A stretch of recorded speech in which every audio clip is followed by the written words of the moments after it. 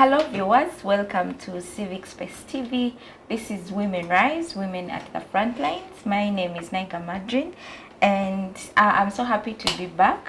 Yes, and today we have another exciting guest. We have a young woman on the show. She's a journalist and she's going to take us through her story, and also she has been a leader at Makerere University. Yes, she's also going to tell us about her leadership journey and what she picked from the time that she was a leader. And you're welcome to the show. Please subscribe to the channel, follow all our conversations. We are on Twitter, X, and TikTok, LinkedIn. We're on Instagram, so we share all our conversations on these platforms, and we have shows that run from Monday to Sunday, so please feel free to engage with any particular show. All ages are covered, all genders are covered, so this is a space that you can interest yourself in a full week. You're engaged and you're learning a lot.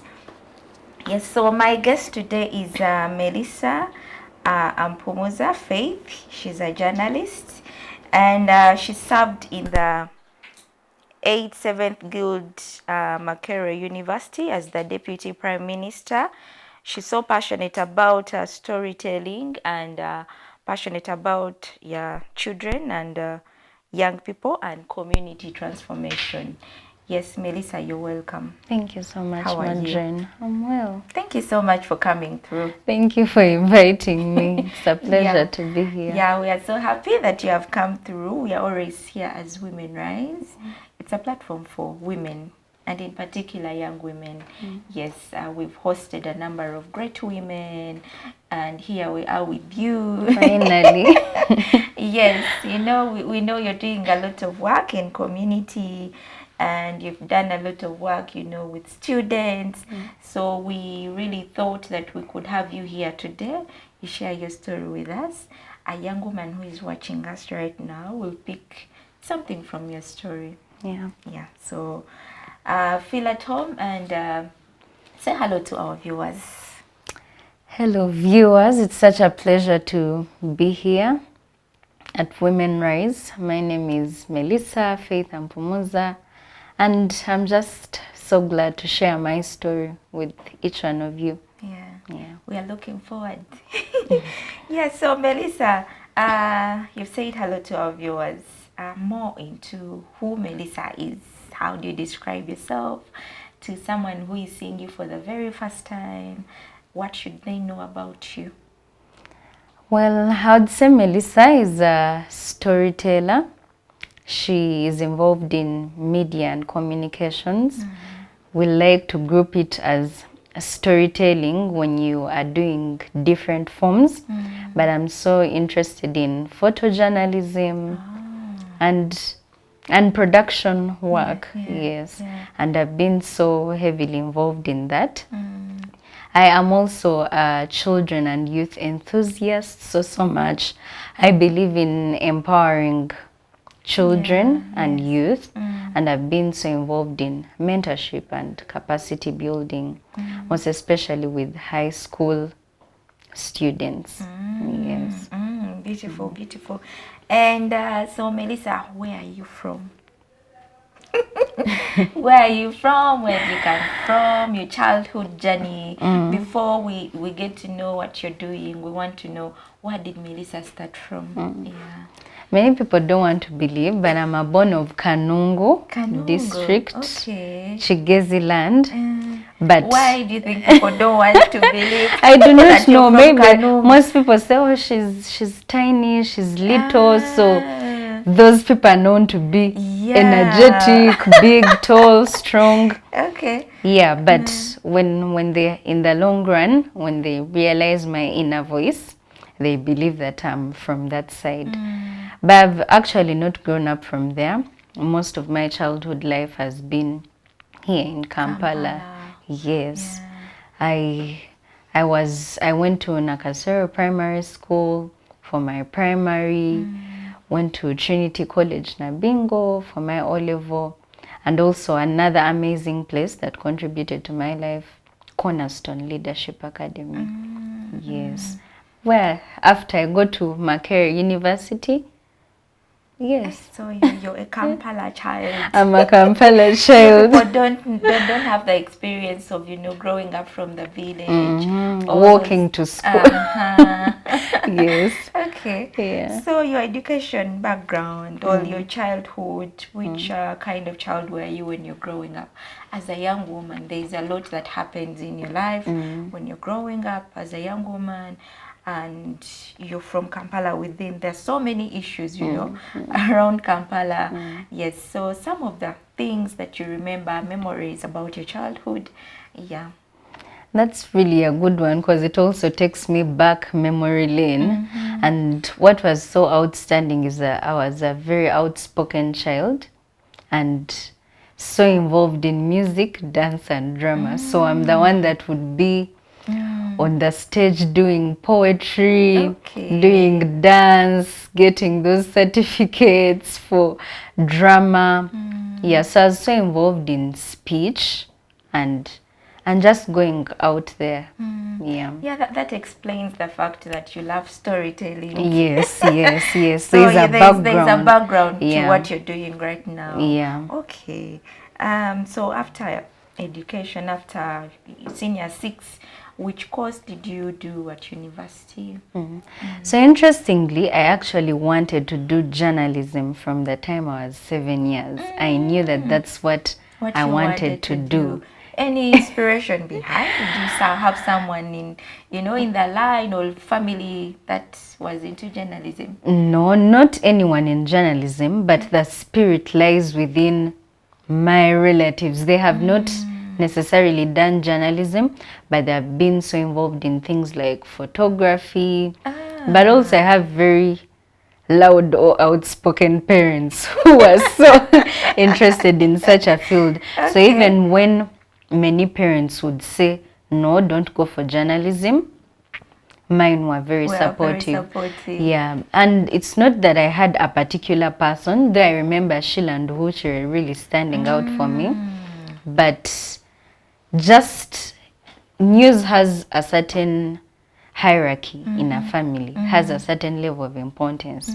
Like parents would tell kids, no, change, and we put news. So it was attached with something so important and powerful. And my dad would create the time, let's watch news. That's like, okay. So the people who actually work around news or deal in news are very important people. So that's where the desire came from. And I feel like journalists have power, storytellers have power. Just to have information and the world is waiting to hear from you is so much power. So that's what I wanted to do. Wow. And you join, university, your experience, first time student at campus. Anyway, you're around from Kampala. I think you didn't have a lot, new things, seeing new things at campus. There's actually new things for someone who has been at home and doesn't often move out. This was the opportunity to now move out. Yeah, explore. Yes. But also the challenge and the burden that Sonyo had, that this is now a new level, a new journey.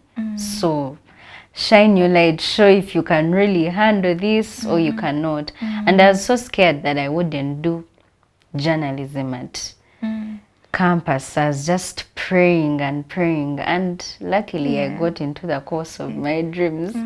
Yeah, and the journey started of seeing how things are different, how maybe what we've been told when we were young is not what is actually there at the university.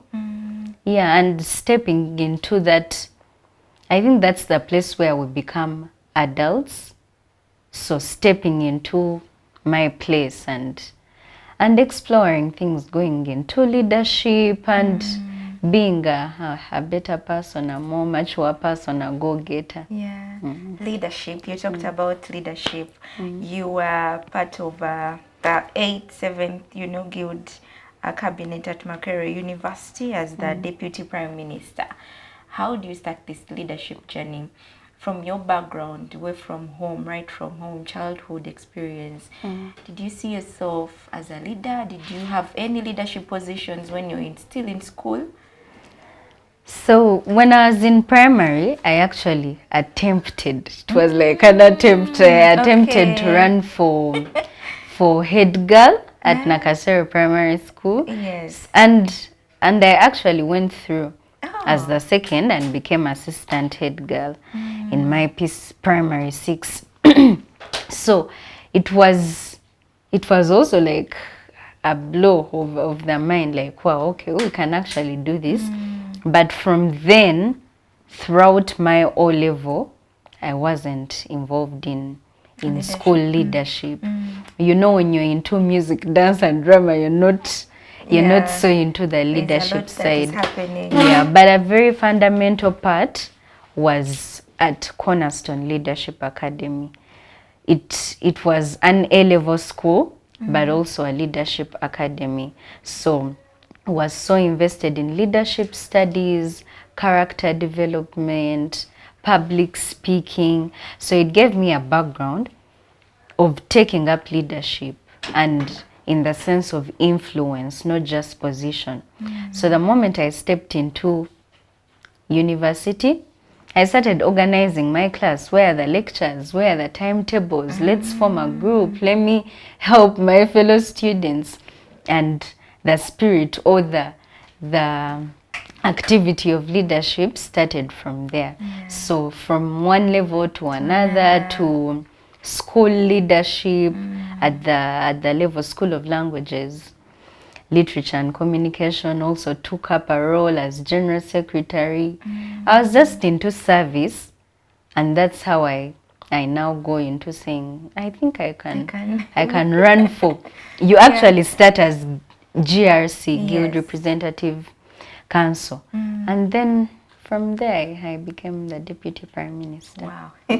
That's a very big position at university, you know, leadership.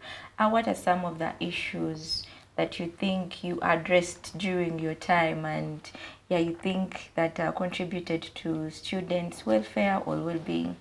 I think one outstanding one for me, and what always counts in my mind, is the ability to move other students to serve their schools or to believe that they can take up leadership. My race was actually a tough one because I found my school in the mode of, no, we'll just always settle things amicably and send one representative. So in our time, we challenged the status quo, and it was like a competition of, let me go for it, even though there is someone also running, I can do this. It started as a challenge and as a battle. No, we should see it. One person should go. But I believe that there are people. I understood these people and I could represent them well. So I decided to take on the challenge.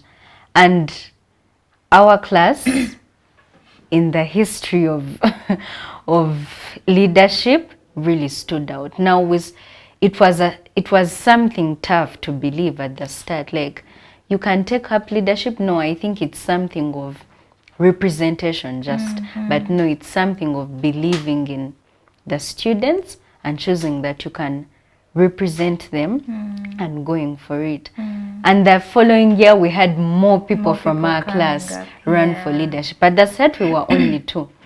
And year 1 students, actually. Oh. Yes. You were in year 1? I was in year 1. So as Deputy Prime Minister in year 1. Wow. So how did people, trust you, a year 1 student? It's about service. Service, yes. When you serve people, they'll recognize, because I even came later in the race, but when you serve, people recognize, and that's what they want. There's a certain book I read a lot called Finding Your True North, and it says that people know authentic leaders. Deep down, people know the service that they need, and they can see the person that will lead them, the person that they can trust, and they'll push you. So even the 4th years that I had helped Can you imagine? find maybe missing papers, Yes. attend a lecture that they had missed, lined up. They rallied and they were like, we trust This this is our lady. girl. This is our girl. Yeah. Okay, that's very beautiful and encouraging for any young person, you know, to take up leadership spaces. Yeah. Yeah, right from year one, and you have people behind you even. Okay, so during your time, what do you think are some of the challenging issues that you faced? You were in year one, into leadership. There's a lot, you know. You're trying to find yourself at campus, and then leadership. So there are so many issues with Makerere students. How did you handle this and the challenges that you faced as a leader? Yeah, the challenges run so much from how structures are, what you think, and also what the students expect. You know, like how the right way to do things in leadership is talk and negotiation and things like that. But the students believe in the hard way. You need to strike. I remember it was hard, and you need to strike because that's the way they think you will represent them best. That's the way they think things will be handled. But you also have the opportunity to interact with the administration, and you also hear their say. For example, strikes cost schools very, very much. They cost universities much. At the time we had a strike to online studies, you can imagine. I remember the Deputy Vice Chancellor in charge of academics, Mr. Omar Kakomba, sat us down and said there are entities that are willing to support blended learning in the university.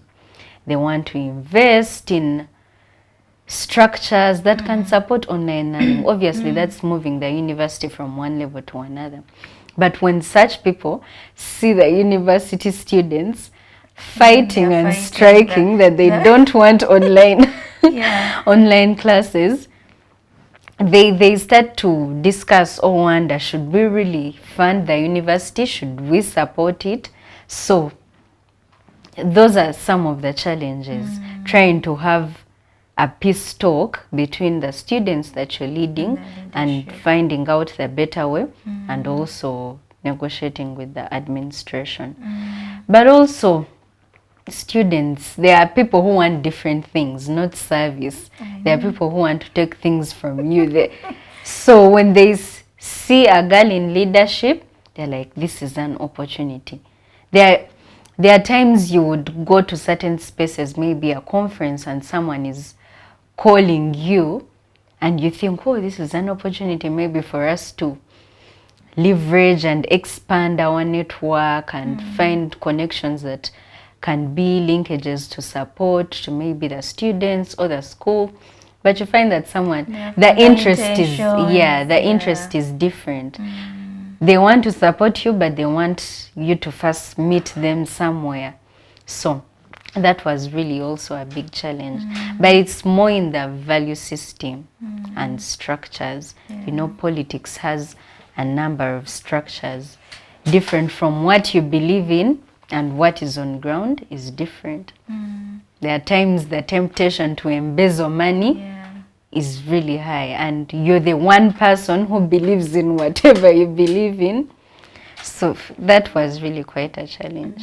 Now, I was thinking when you talked of the example you brought in as a woman being in leadership, there's so many issues that come around, you know, people having different interests and motives. Could this be one of the issues as to why, you know, many young girls, you know, shy away from these positions, leadership spaces? Yeah, very much. But it also makes the wrong people come to leadership. Some of the people who think I can easily get away with it, you know, during that time, for example, male counterparts want to give you tight hugs. Like if you're not able to hug them in a certain way, then they don't find you really that interesting to maybe associate with you or vote for you. So there are people who are just like, no, I don't think I can do this. But one thing I know, when you stand your ground, people will respect that. Daily we share who we really are, and people see it and they respect it. But because of broken systems like those, we find the wrong people who maybe think that their beauty and how they can hug other people is what will take them to leadership. So they come up and they're like, oh, it's easy go, so I'll take this up. Yeah. Because is it last year there were so many issues around sexual harassment at Makerere University, and so many, you know, female students were coming out to say something about these vices. Yeah. And you know, we only pay attention to the part of sex for marks, but sex for leadership is even worse. Oh, so how did this leadership journey at Makerere, how has it, you know, impacted or influenced you to becoming the person you are?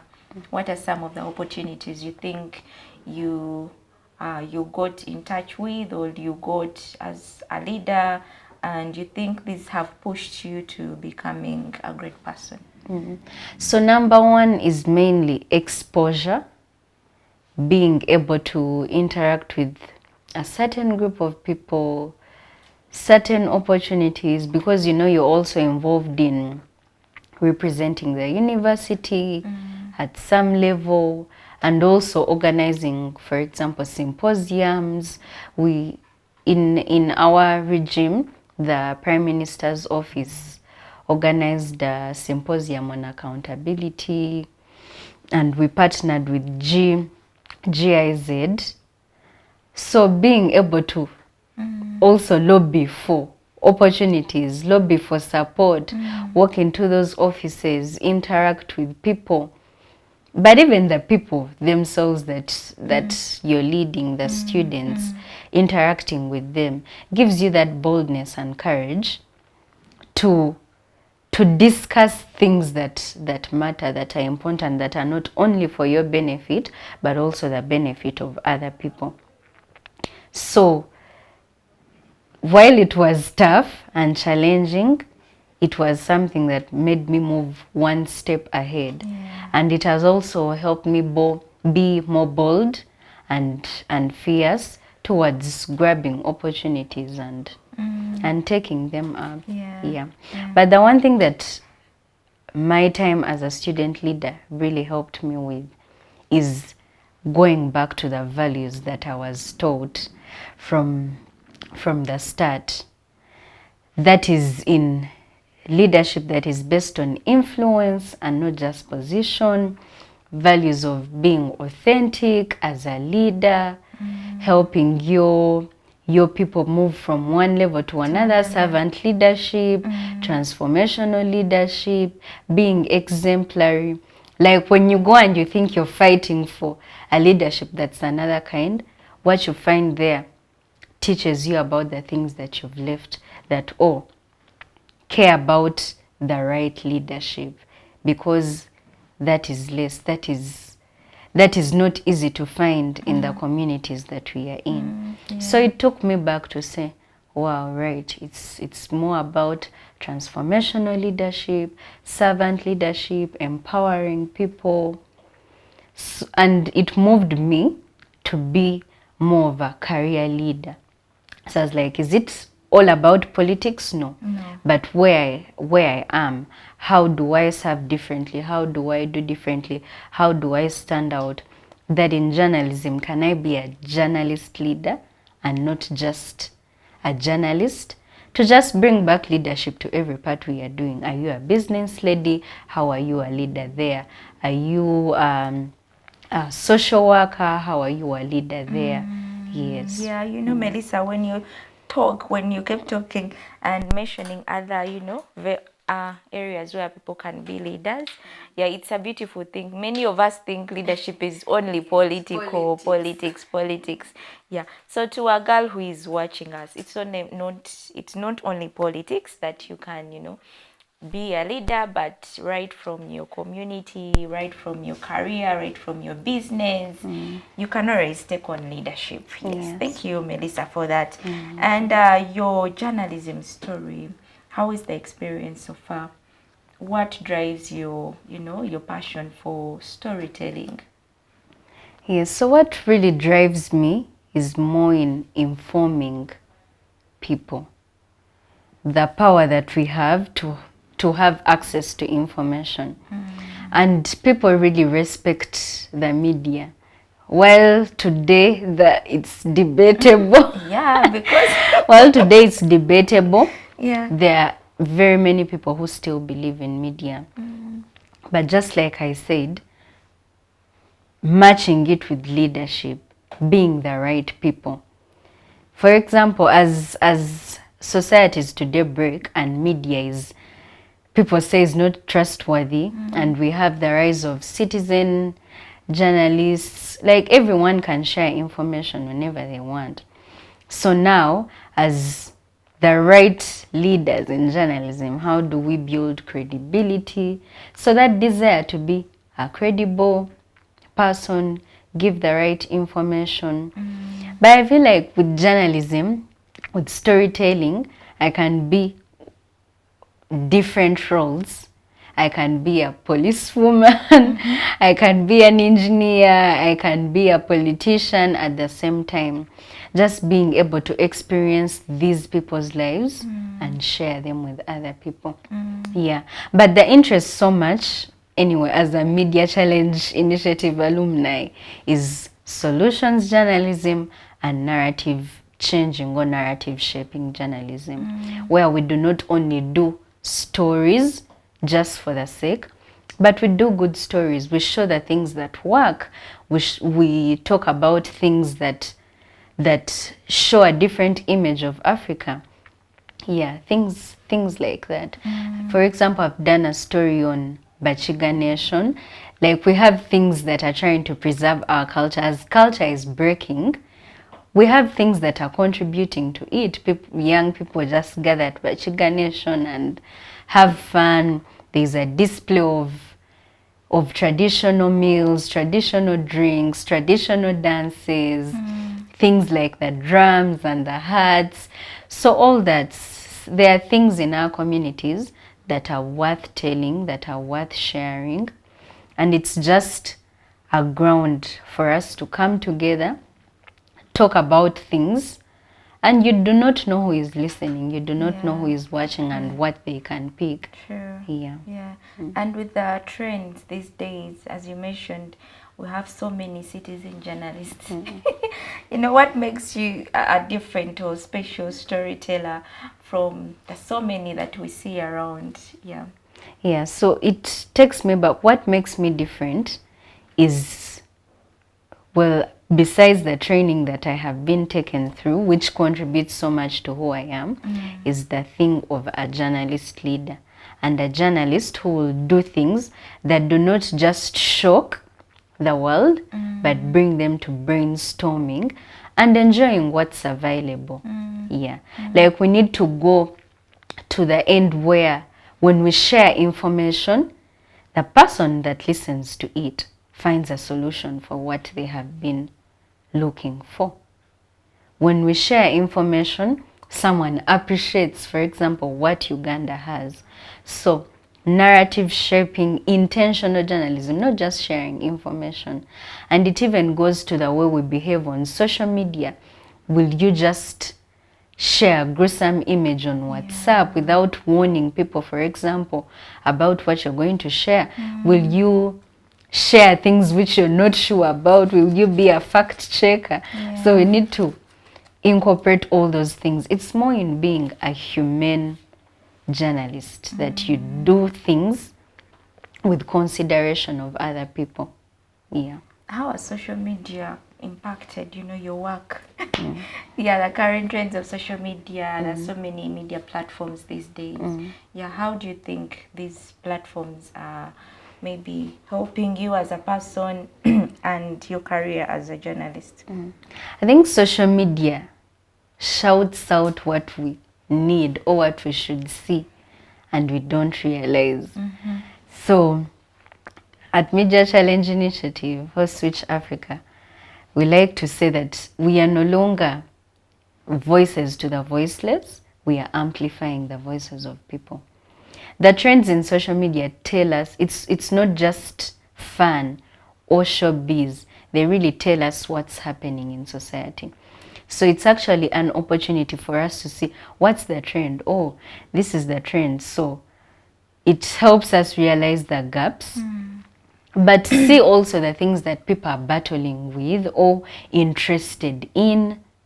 Yeah, now like you will see so many people enthusiasts maybe of natural hair or skin care. So you look at it and you delve maybe what is Uganda experiencing at this time.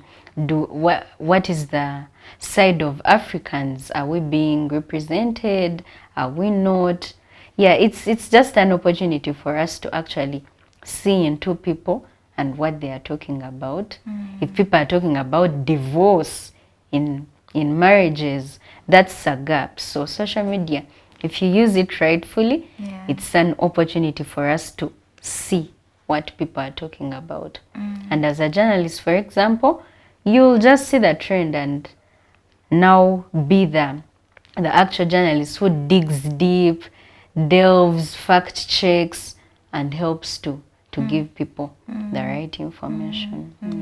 Yeah, and as you mentioned, you're so passionate about young children and the youth.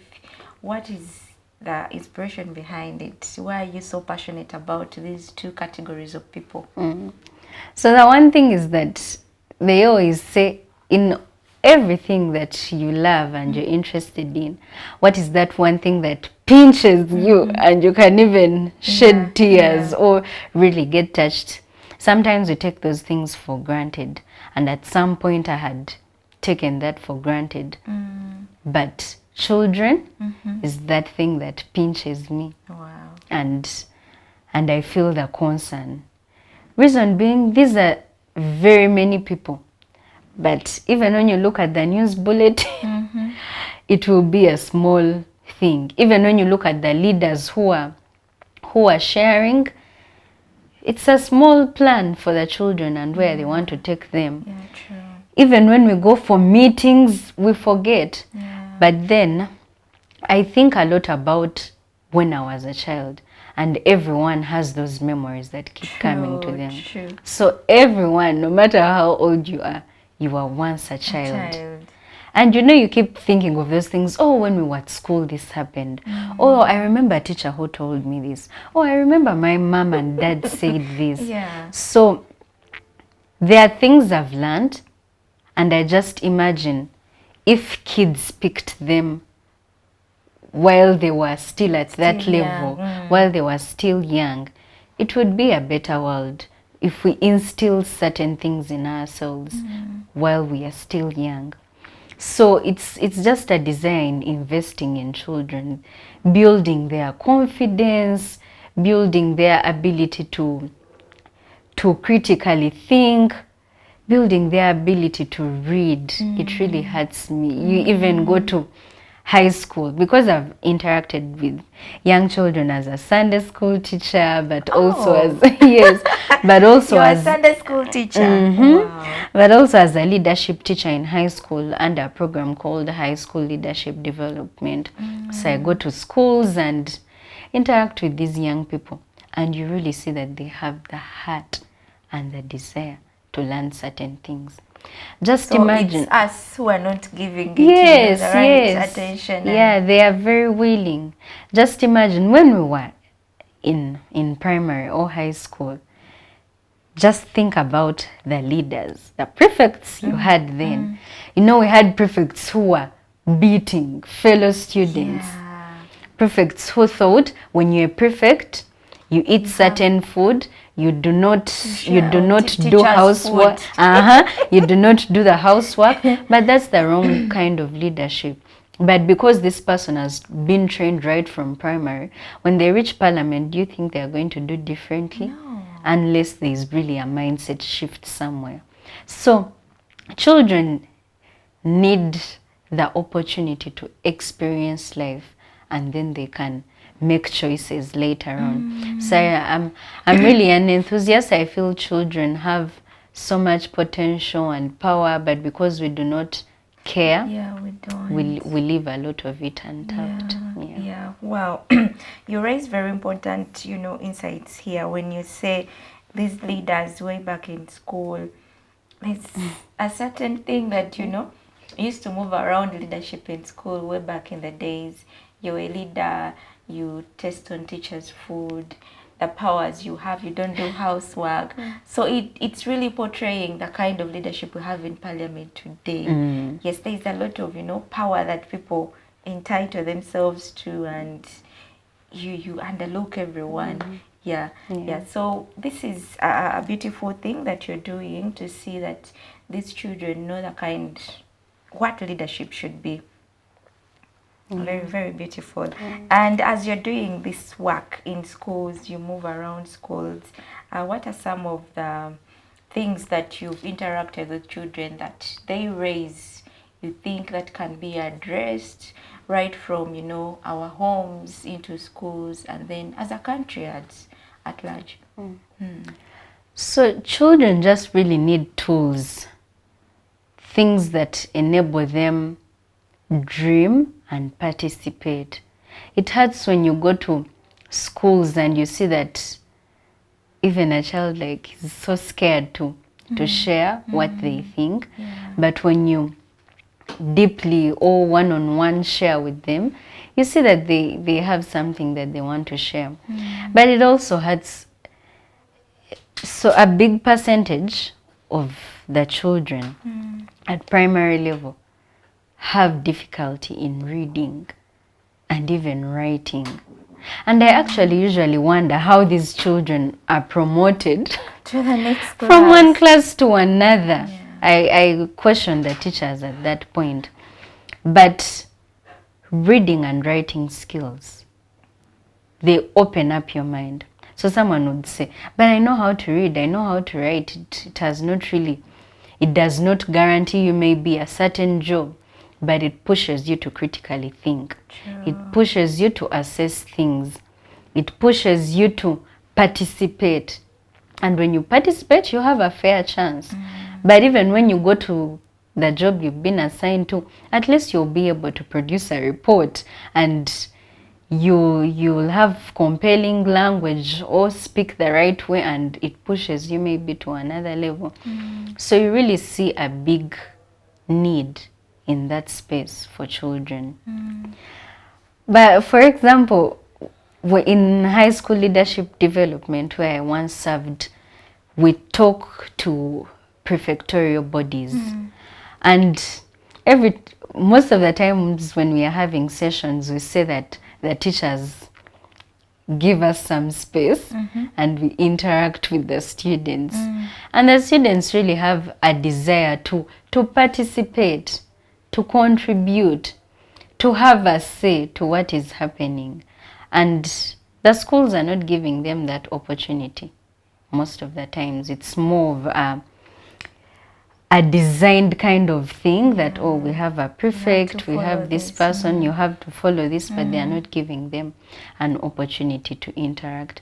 But there are very many resources that we can empower kids with, and know that it's also not only about class time, but cognitive ability, public speaking, leadership, character development, and giving students an opportunity to share who they are. Here you're talking of public speaking, and as a young woman, you move into the schools and engage with children. There's so many girls that cannot even come up and say something. How do these girls find themselves? How do we build the confidence of these young girls? It all starts with everyone. Like from home, give your children an ability to share, to express themselves. Allow children to play.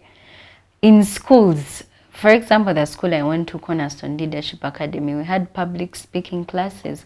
We would have facilitators, and just a time where they tell us, no answer is wrong. You know that statement feels so good. It allows you to say whatever you feel like. So it's not about pumping the students with chemistry, with physics, with history, with CRE, but giving them opportunities to share, to speak, just training them and telling them that they are valued, but also mainly helping them realize their inner voice, so that whatever they share is what they love, is what they want to do, not because they were told to do so. Yeah. Wow, great insights here from Melissa. I hope you're enjoying the conversation. And Melissa, you're a journalist, and you're so passionate about children.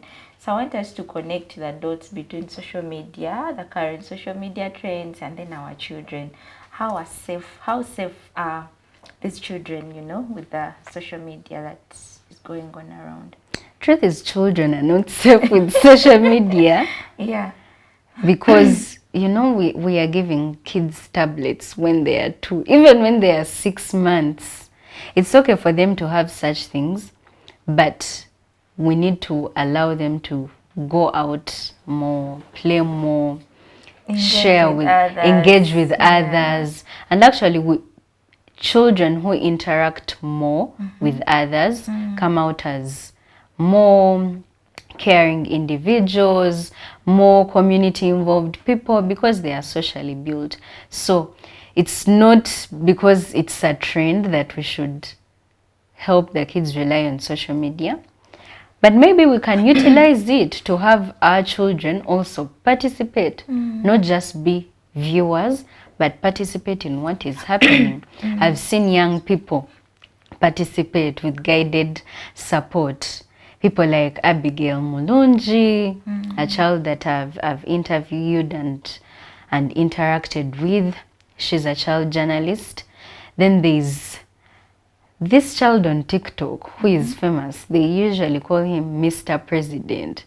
He talks about Africanity, Pan-Africanism, the things we can do, dreams for Africa.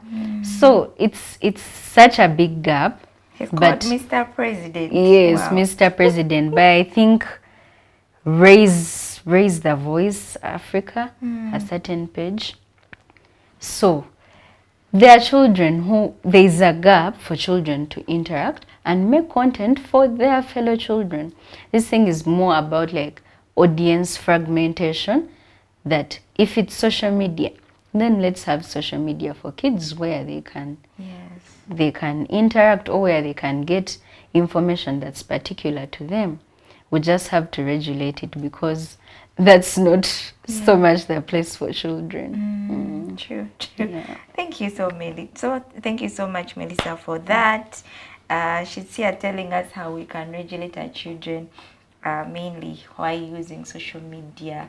We see a lot of kids doing several things, and just recently I watched a video of a young girl. I think she's like 9 to 11 years, between that, but she was recording herself, and she's really, it's really so bad. A young girl, she's recording herself, she's off, the clothes are off, and she's dancing funny dances. So that we have to really limit what the children see on our phones. But also we are not respecting minors on social media. Like we just share children's videos just like that and use them anyhow. No consent from parents, no consent. So the minors section needs to be regulated. Everyone needs the content that suits them best. Yeah. Oh, thank you so much, Melissa. And what is that particular story that you have narrated that you think outstood all, that particular story that you know outstood among all your stories that you have done? Yeah. Wow, that's a good one. A good question. Time for analyzation. But I think one is the Bachiga Nation story that I did.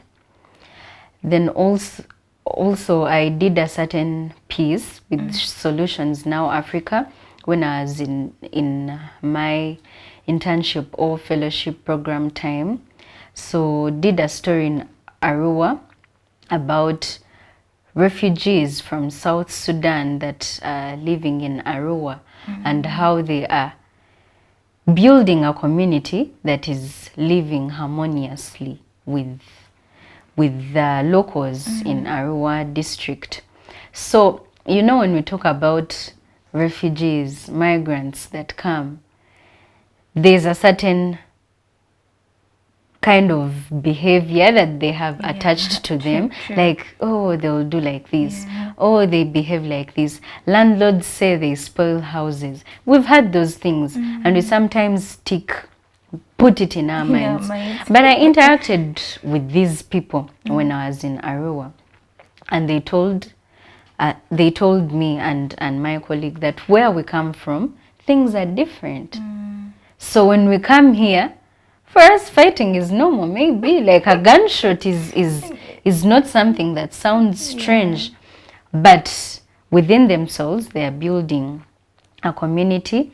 They have an association called SURA, South Sudanese Refugees Association, where they educate themselves about the law of Uganda, so that they live harmoniously with their people, and they'll understand how the laws of Uganda work. They'll not get into trouble. And the police gave a testament to it that there has been a behavior shift, less arrests. So it really got me to the fact that there is so much to think through. When we think of migrants, while organizations are running to give aid of just food, shelter, do we think about how we will harmoniously live? Justice, peace, and strong institutions. How do we invest in seeing that we live harmoniously and we understand that these people are from a different place? But it's not just about that. It's just the experience of going on ground level, interacting with locals, hearing what they have to say, an opportunity for me to go in a place I had never been. Exercising the things that a journalist leader would do. And just telling people's story in their lens, in the way that they view it. As a woman journalist, what are some of the issues you think that limit, maybe interfere with your work? So I think as women, we've been limited to some spaces in journalism that maybe we write and host, anchor, but there is much more for us to do. The field work. And it's actually interesting. We can carry those cameras and be in charge and produce. So telling stories from our perspective, us being given the opportunity to share from what we see. I think that's one of the places we just have to explore, and also put our energy as women, that we will not only tell, but we will share in the way that we view it. Things like photojournalism. I'm part of a group that I joined this year called Cameras for Girls, and they are training girl photographers, female photographers, because the space is male dominated. But girls taking up production, being in such spaces, is an opportunity for us to really get hands-on, not to be second reporters, but first-hand reporters. And as a photojournalist, what do you think is the right angle? What are the basics of one taking a good photo? I think it's more in loving the device and the story that you want to tell. Teaching yourself to go into manual mode and manual mode, I would say, because every storyteller, every photographer has their unique story. So It's you can tell your story at a low angle, at a wide angle, in perspective, in what. But for me, what stands out for me most is composition in storytelling, in photography. Yeah, maybe to explain it is how you arrange the things that you're showing. That I'll place my subject just below here or on the side here, like just to have something that's appealing. Wow. Yeah. And any future plans? Do you have like 1 to 2 years? What do you think your career would you have grown? What do you plan for your career as a person also? Yes, so my future plans in my career. So one thing I've seen is I do not just want to be a storyteller, but I want to help other storytellers go into like media development, go into teams development, things like organizational leadership, just helping people gain their voices and come up to who they really are, like at a workplace, to move from just delivering work but bringing your unique self to a place so that it grows and so that you grow other people. So leadership development, media development, helping other storytellers realize their voice, match leadership with media, but also with children. Yes, I'd love to start an initiative which is in its stages of initiation and ideation, called Konsia Childcare Initiative. Konsia is a word from my mother tongue that means to breastfeed. So to breastfeed Konsia, to breastfeed the younger generation, to feed it literally, and to have spaces maybe where we interact with children in holidays or school time, help build their public speaking skills, self-discovery, communication, just help them discover themselves and share. Even where we have parenting training programs, just supporting parents to raise their kids too, but also go out in communities, because usually if you realize most of this information that is about child development is more in the posh places, people who have money, but we need to go to the local communities, deep down, and we support, and we support those people, because parenting is such a journey, child development is such a journey, to help schools build the children, the citizens that they want to have, not just pupils, not just results. So going into the local communities, but even stakeholders like nannies, house helps, they live with the children. So building a curriculum or something that guides them and teaches them the right way to raise children. This will be a big thing. I pray that one time we'll be celebrating. This will be a very big thing and a very beautiful thing. Yeah, I hope you make it, because you know, as a young person, you know, so passionate about children, parenting. Yeah, it tells a lot. It's really beautiful, and we wish you all the best. So yes, as we wrap up the conversation, what would be your advice to a young girl who is watching us today and wants to maybe join journalism, but of course with your experience as a leader and then as a person who loves children, what would be your advice to our young girl in society today? So my advice to any young girl out there is find yourself, find your voice, discover what those interests are that you have. Do not overlook any. They may be small, but they are pushing you at a certain place. Just like I thought that journalism is the way. It may not be the end goal, but it's just a path to help me share with other people, empower other people, and help them realize their unique strengths. So as a young lady out there, self-invest. Go out for opportunities.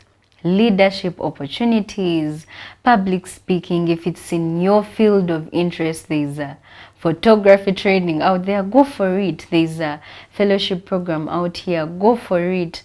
And also be so intentional about mentorship. Mentorship really helps. I've had mentors who have walked with me that journey and have helped me reach where I am today. So my main things are mentorship and capacity building. Invest in yourself and you will never go wrong. And you talk of mentorship. What are some of the benefits of, one finding a mentor, and how do I know that this person can be my mentor? Yeah. Yes, so with mentorship, it's basically journeying with someone, and in a field, we can have mentors in different fields. Like in your career field, there are people I look up to. Like in the career field, there's a gentleman called Antonio Kisembo. I look at how he's a leader in the field of journalism and media and that career. I also have mentors in the field of leadership. So where you want to grow, look out for the person that you can one-on-one interact with, not these role models. So important. Because we all have to say, this person is my mentor, but how often do you interact? Yes, you need to be able to see these people you can, and you need to pursue them yourself. But mentorship is an opportunity for you to be accountable, to share with someone your journey, where you want to be, and this person also someone that believes in you and believes that you can move from one place to another. Yeah, so mentorship just helps you be accountable, share yourself with another person, but also for you to become a mentor to other people. So I also have mentees. Wow. And it helps me share myself and pick on someone and emphasizes the things that you believe in.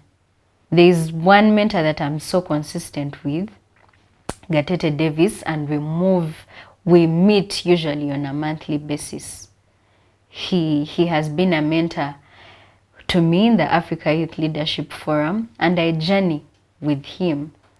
And the things he tells me, it's easy to forget things, but when you meet someone on a regular basis, you remember them. But also as ladies, to seek out for female mentors, and as men to seek out for male mentors, because these people have journeyed with you.